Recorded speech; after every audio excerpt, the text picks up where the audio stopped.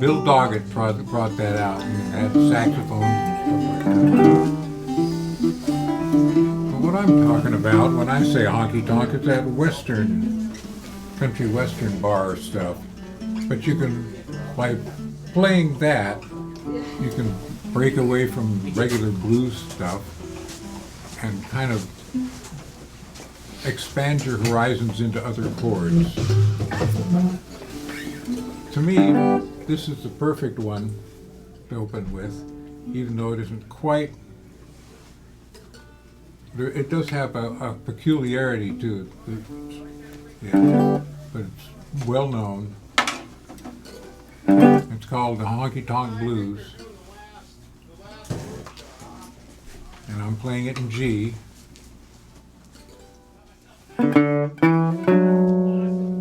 Left my home down on the rural route. Oh, my mom, going stepping out and get the honky tonk blues. The very honky tonk blues.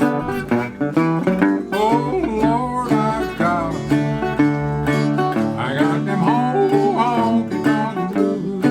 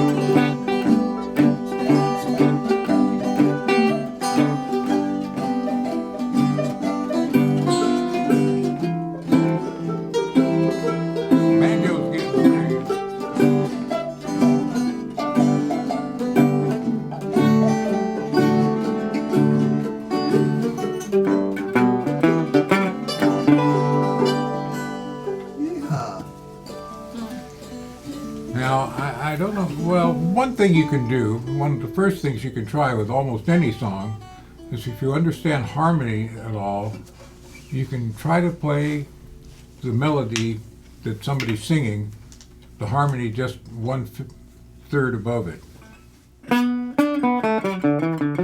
And that always works for a while. And sometimes you run into places where the harmony starts to conflict, and so you have to do something else. There's all kinds of fancy tricks you can do, like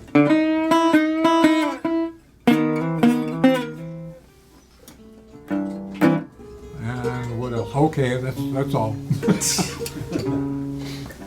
Where do we go from here? Any questions? So, I'm sorry. Do you think your style is like the Negro bands of the 20s and things like that? Well, I was playing string band, pretty much note for note the way Hank Williams did. Oh, okay, yeah. He got a lot of stuff from the string bands. Yeah, he did. We got stuff from Emmett Miller, who played in blackface but was a white man. That's where. Oh, really? What is it? Some kind of blues. Couldn't be the.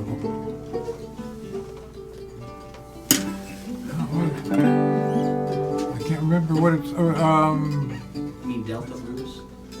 Yeah, there's one that does with some yodels in it. That's real famous. No, not Piedmont. The what? Not Piedmont. You're talking about Hank Williams? Yeah, Hank Williams. Yeah, Honky Tonk Blues? No. Lovesick Blues? Lovesick Blues. Right. Yeah, that came actually from a play, if you go back. That's awesome. A musical on Broadway.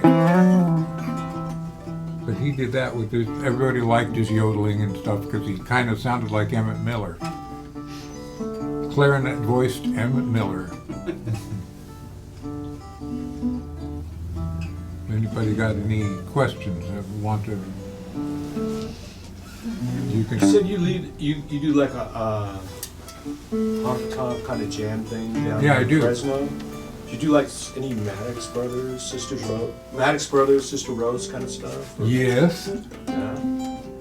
They're one of.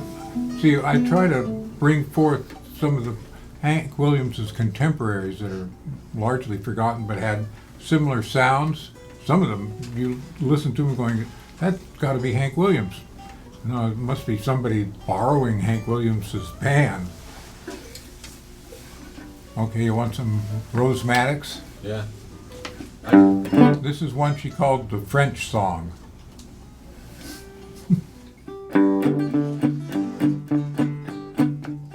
I'm going down, down, down, going down, down, down. Got nobody to love me now. I'm so bound, bound, bound. Since you left me down, since you left, I'm going down, down, down. Here, I'll play it.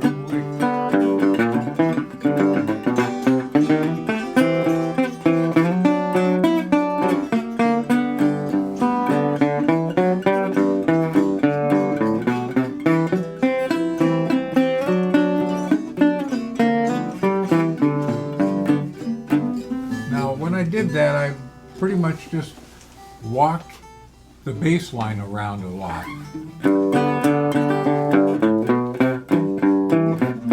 And embellished the bass line. Little bends and stuff like that, little slides. And taking the correct number of steps that you have beats to the next bass line note. And the clock in your head catches on eventually that, oh, I've got that much time to get it down there so that it ends up on the beat. It's not something you have to think about too hard because you'll skip whole series of notes to get to that beat at the right moment.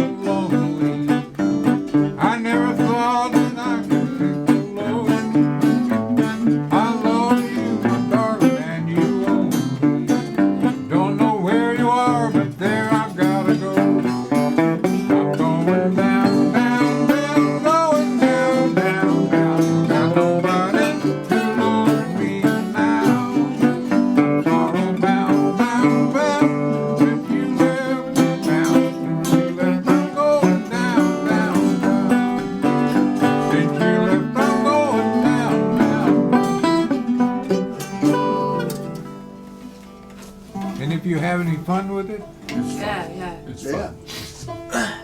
Yeah, because I don't know what to tell you three what to do. We're having fun. Play it like it's the top four strings of a guitar. Yep. Exactly. For me, I can.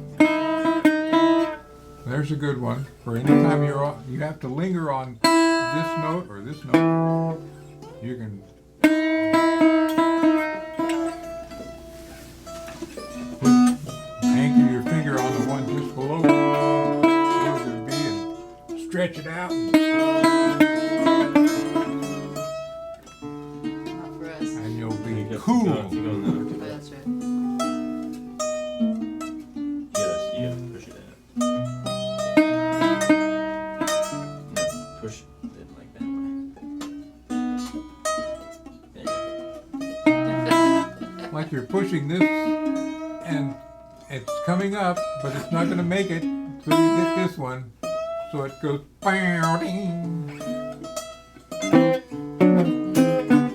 Mark Joseph's had one too from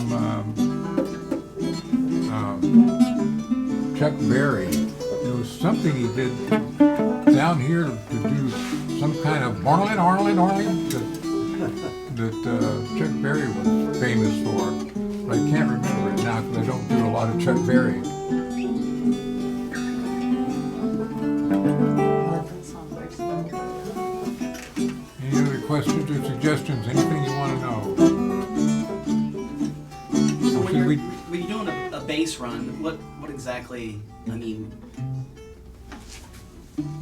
What is the bass run? yeah, I guess I know what. Just how are you doing the bass run? I guess I should ask. Just doing the notes The, of the. the basic thing is like keep this part going in the background of what you're doing if you can. I don't know what to tell you guys that, but maybe you can play bass.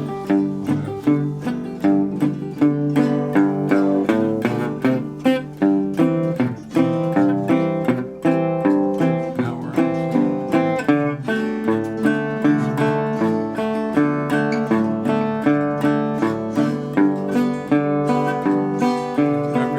Every song's got their own bass riff. Some of them, well, a lot of them use this one. Walk it up. And walk.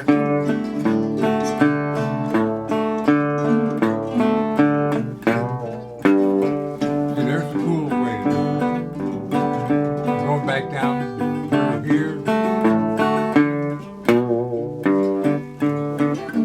If you want to put a little bluesiness into it. That's your D flat note.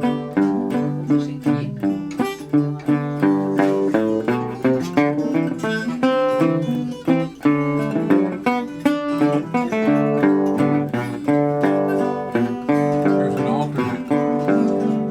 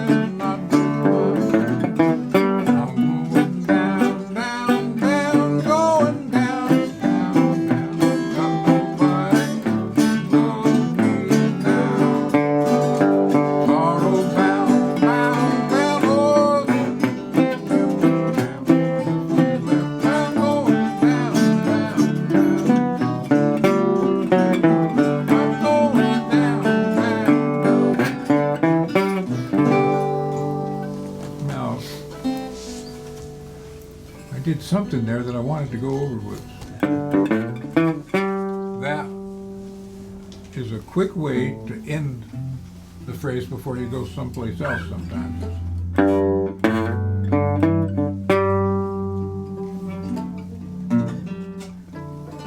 I'm hoping sometimes when I monitor, I guess is the word, other workshops, and I listen to what they're saying and what they're doing, I'm astounded that they take 20 minutes to show you, to talk about how to hold the pick. It's just like, how do you talk about that for 20 minutes? Just put it in your mitt. It's right there. I can show you some pretty cool stuff to do with the pick.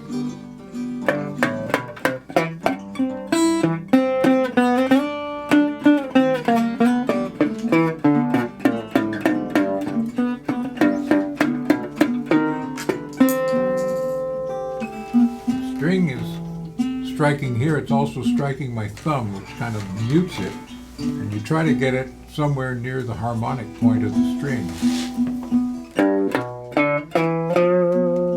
And it gives you a different character. Playing down here gives you a different sound. And variety helps.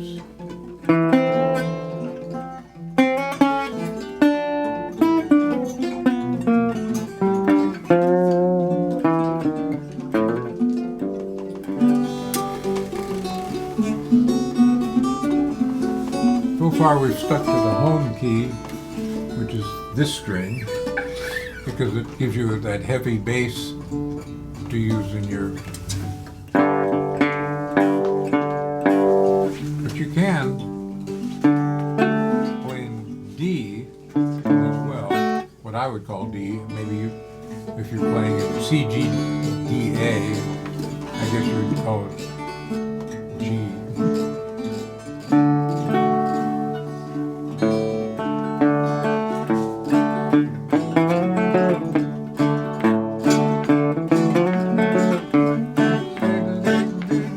Make up something, I guess. I can't remember what songs I know that are played this way.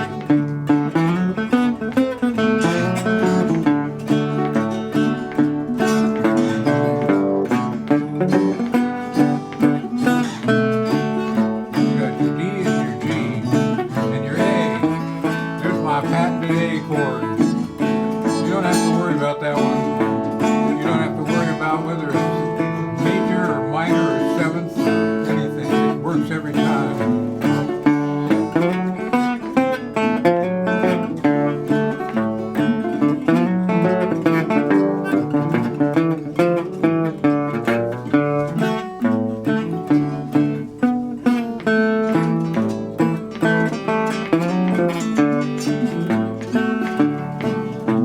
That's smart.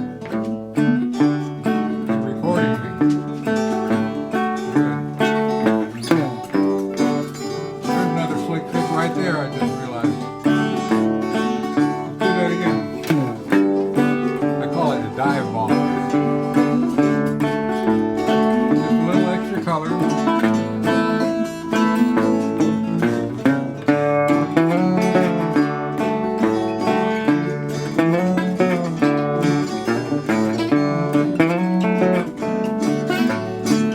another one. Just taking up a couple of seconds while you're resting on a note like this.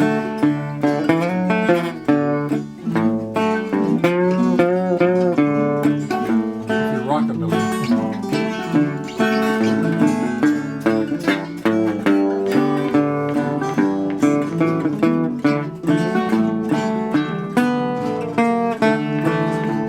If you hit the wrong note, remember what Miles Davis said. There are no wrong notes as long as you get the next one right. It's kind of right. I've heard enough wrong notes that I've brought into correction. I know these are right.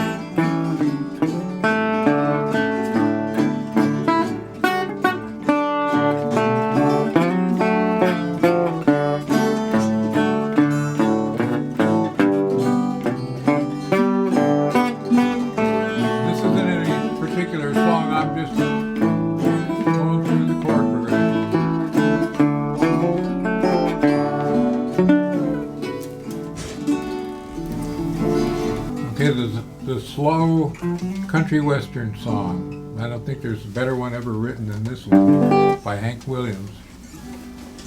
So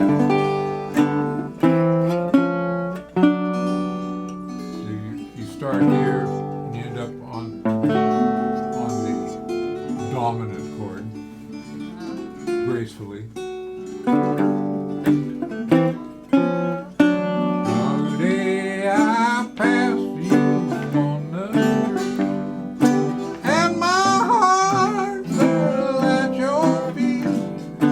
I can't help it if I'm still in love with you.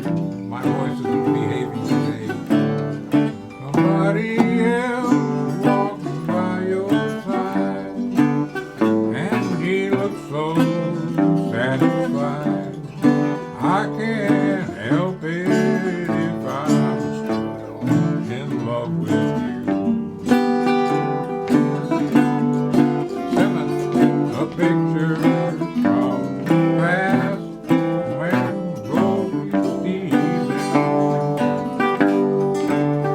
As I brushed your arm, walked so close to you. Suddenly, I got that old time feeling. No, I can't help it if I'm still in love with you. Let's take a break.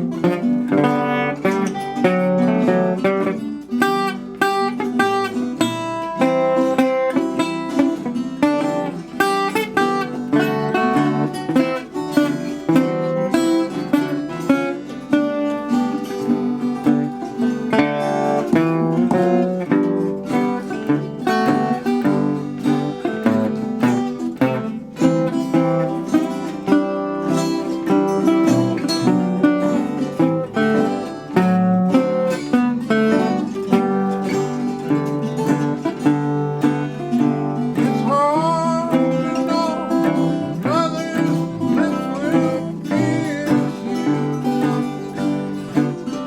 and hold you just the way I used to do. Heaven only knows how much I miss you. No, I can't help it if I'm still in love with you.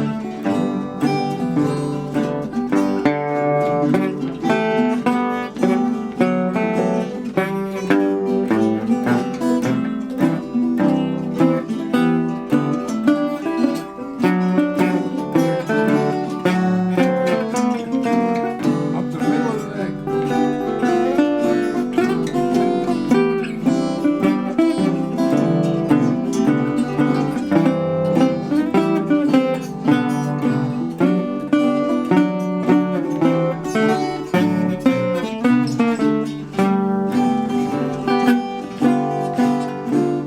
A picture from the past came slowly stealing as I brushed your arm and walked so close to you.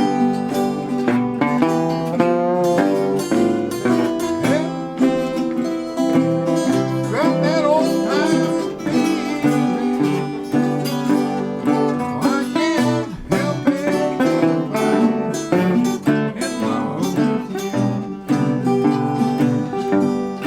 I can't help it if I'm in love with you.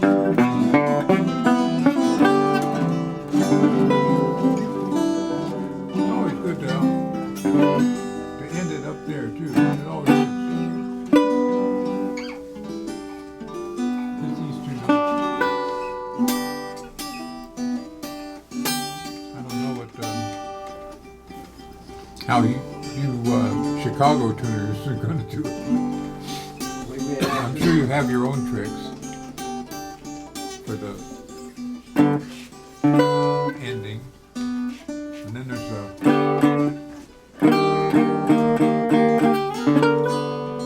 Beatles ending. cocktail lounge, Indy. I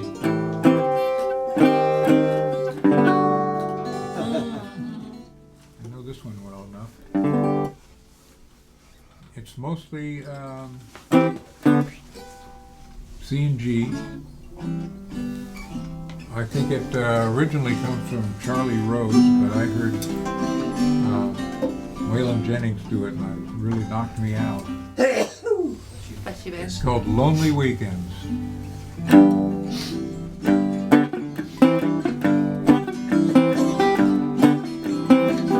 Well, I make it all right.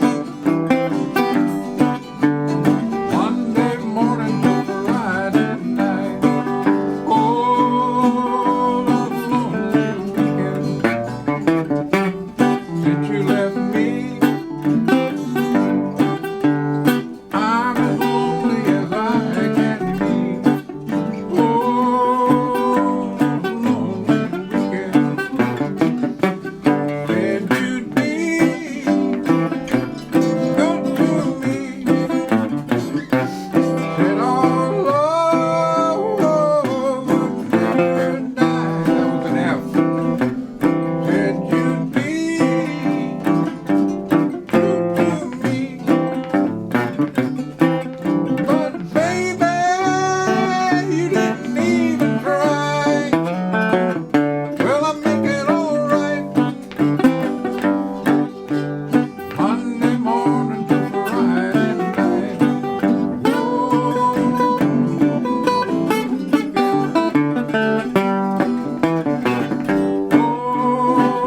lonely weekend.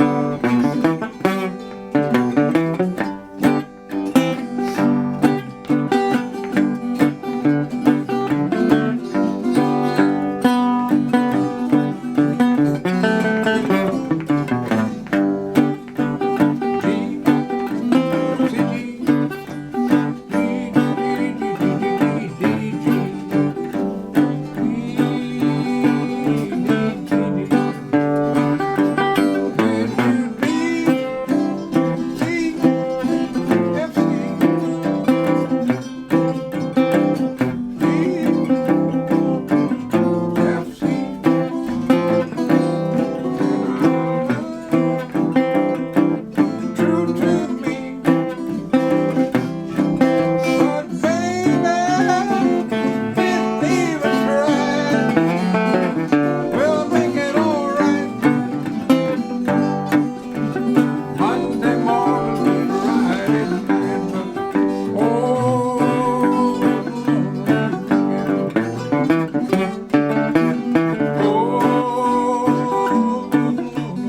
weekend. Break time.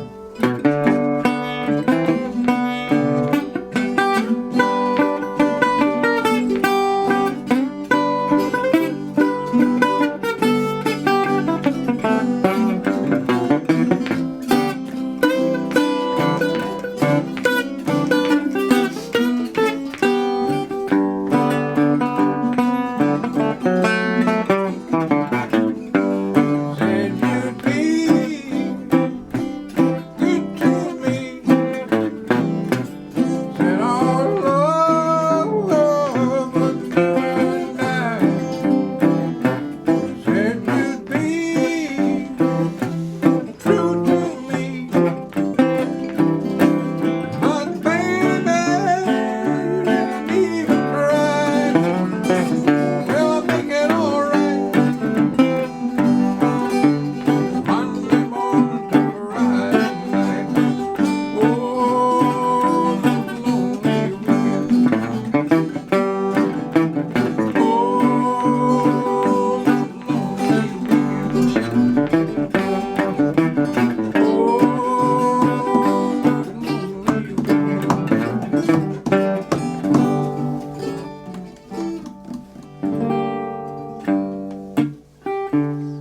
this melody, this tempo is called a sapico.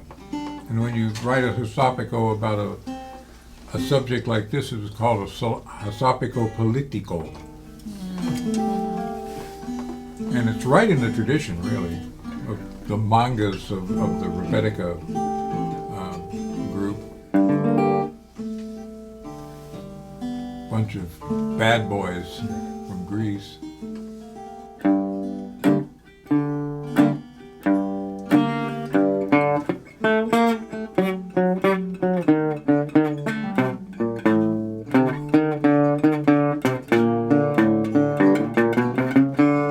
There's a story in the Bible in a chapter called 15, and it's one of them Luke swears that Jesus told about a lamb that went a wandering, got lost down a ravine. How God felt about the 99 that stayed among the fold. Jesus paid for all your sins, so make it worth his fucking while. Get your asses out of church for heaven's sake. With a deathbed conversion, you could make the angels smile. In the meantime, just imagine all the trouble you could make with a deathbed conversion at the end. Probably make him glad he died upon the cross. Take the risk to make him happy and leave time to make amends.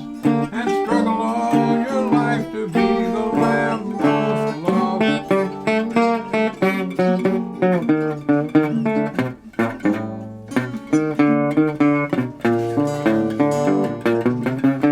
Now there's priests around the world that like to get you not to sin, and to only seek relations apropos.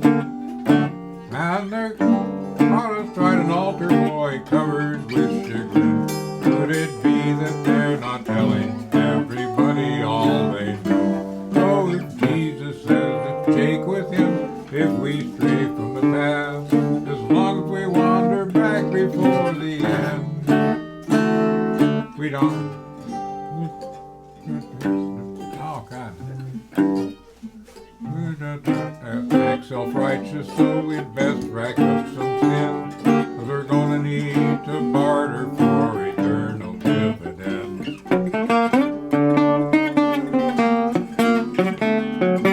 Jesus paid for all your sins, so make it worth his fucking while. Get your asses out of church for heaven's sake. With a deathbed conversion, you could make the angels smile. In the meantime, just imagine all the pleasures you could take. With a deathbed conversion at the end, probably make him glad he died upon the cross. Take the risk to make them happy and leave time to make amends. And struggle all your life to make the lamb most lost. So could you talk about your instrument there? I mean, what brought you to the tenor guitar? Did you play mandolin or something before? Or? Well, when I was in a junior in high school, I wanted to be like the Beatles. But I didn't want to be just like them. I wanted something different, so I went and got a tenor banjo. It was terrible. I hated it. It didn't have any sonority. But I limped around on it because it was the quirky thing to do and develop a sense of chords. And then when I went to a hippie love-in, I met a girl there who gave me a mandolin. I thought, oh, this is doing the same. I could actually play this. So I started playing that. I picked up a tenor guitar out of a junk shop somewhere, a K tenor guitar, made by the same company that made my crummy banjo, but I could work with it a little bit, and I carried it around for quite a while. I can't remember what happened to it, how it disappeared, but I got a better mandolin and I was playing that, and I was playing fiddle for a while.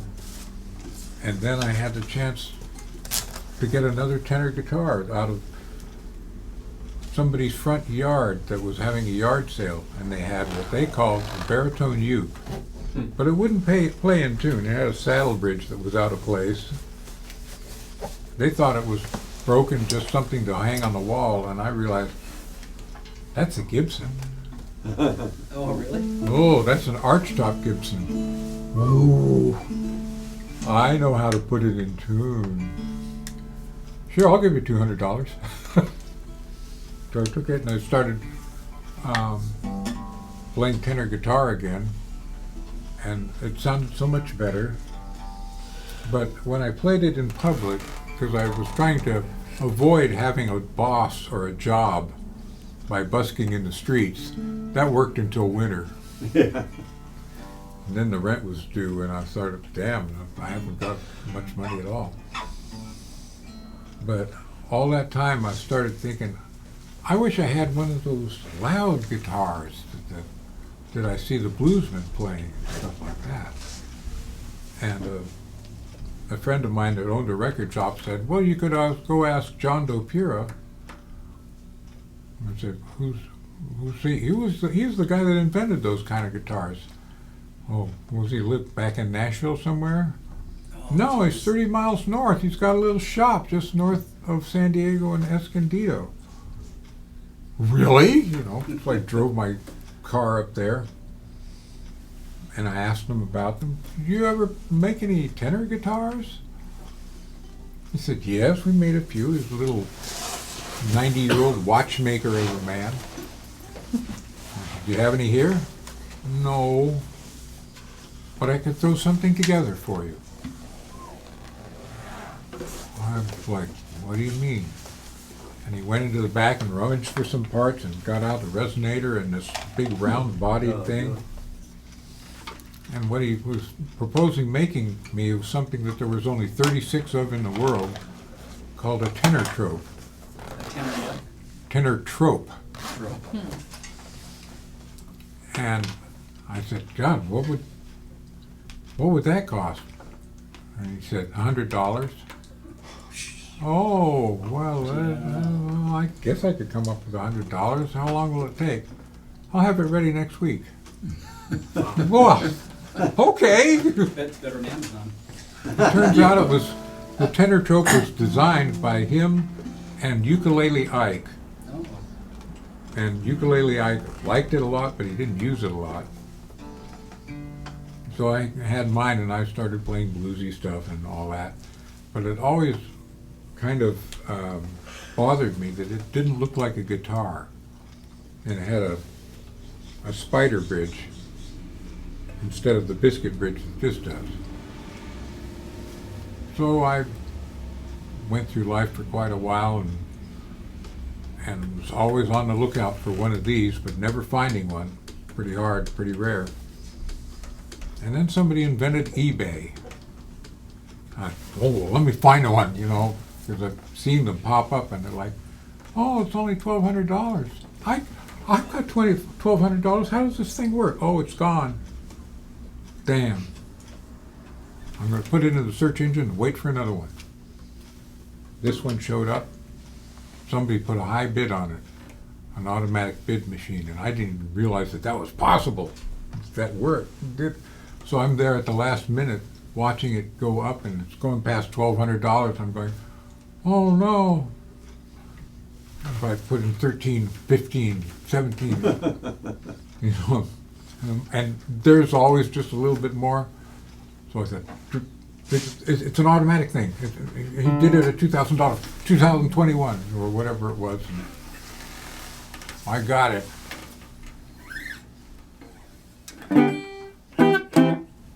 I felt like I just flipped the bird at some speculator. It's got a wonderful sound to it. It almost sounds like an electric guitar sometimes. Yeah, that's what my blind friend said when I played it for him. He goes, I mean, I you first got an heard it, I electric was guitar looking for there? a pickup, and All the time I played tenor guitar, I've had to get my own strings. And when they started selling them in gauges, I was in heaven, finally. I didn't have to buy sets of regular guitar strings and just do the best I could. And for the most of my life, I was settled on 44, 32, 20, and whatever, 10. These, lately I've been going a little bit lighter. So this is a 42, 28, 18, really hard to find, and whatever, 10 or something. But There you can get individual strings online from juststrings.com. There's probably several other places you can get the strings you want Yeah. for your tenor guitar. Diodario, you can get all, they have like every gauge like singles. What's that? Diodario, Yeah? they have like every gauge in singles. Yeah. Yeah. Just Strings does that too, and they have it in electric and Yeah. even brass. Yeah. I tried brass on this thing for a while. It was kind of noisy. What's the name on the headstock there? National. It is National. Okay. And it's made of nickel-plated brass. A lot of people think it's steel when they say, "Oh, you got your steel guitar." No, there's no steel in it, except maybe here. Here. So how long have you had it now? About 20 years. Good for you. Yeah, congratulations. Thank you. I love it. You know, it sounds really even up and down the neck. The same volume though. And intonation's right on. You know, Very nice and smooth. once you kind of look at this and start hitting your chords here on with two fingers, then you can go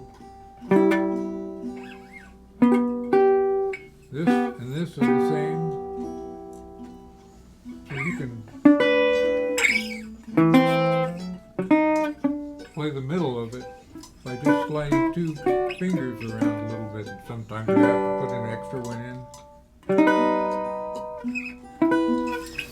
in. Here's something that's good about the way we tune. Can any of you Chicago tuners give me a augmented chord? Not a way. No way. Couldn't tell you.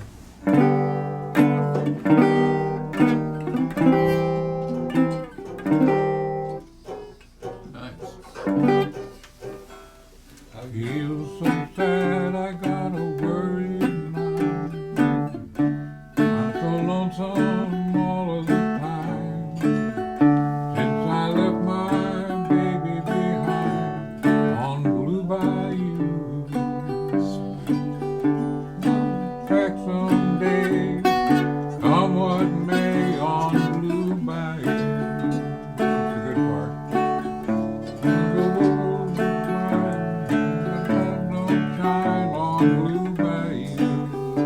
A lot of this in Roy Orbison. On fishing boats with their sails afloat, if I couldn't leave. That's, I didn't know that. That's one of the, I suspected that was it, but augmented chords that like Roy Orbison would use are pretty easy on this thing and probably pretty difficult on regular guitars. However, we have a little problem with diminished chords. I do this, but usually, well, these days it takes me a lot to get into the position.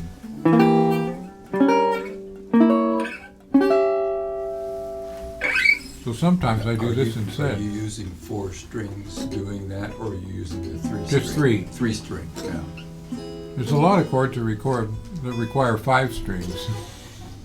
Now, I've worked out ways to deal with that by not playing the named note. If it's like a B flat 7 something or other, Yeah. and you don't play the B flat, but you play the rest of them. No, that's Yeah, because your ear kind of fills it in, right? Huh? Your ear kind, your brain kind Yeah. of fills in the. Yeah, nobody lingers on those chords anyway. What was I about to do? Oh, sometimes when you get a demolished chord, what do you call it? Diminished. Diminished sounds demolished Yeah, sometimes. as opposed to argumentative. There you go. I worked out something I could do because I wanted the band I was playing with to know that I was no slouch. So we were playing like a blues thing, and I went to the 4 chord. Instead of just being lazy, I went.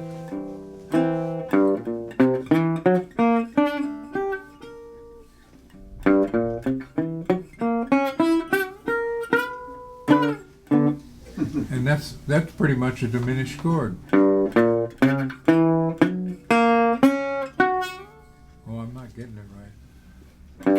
Third, just above, skipping 2, and then moving the operation down a half a step.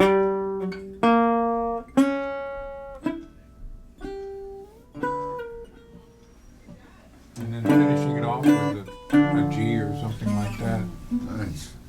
First time I did it, I was doing it on fiddle, and the band went, "Whoa!" Wow, he plays jazz or something. Nice.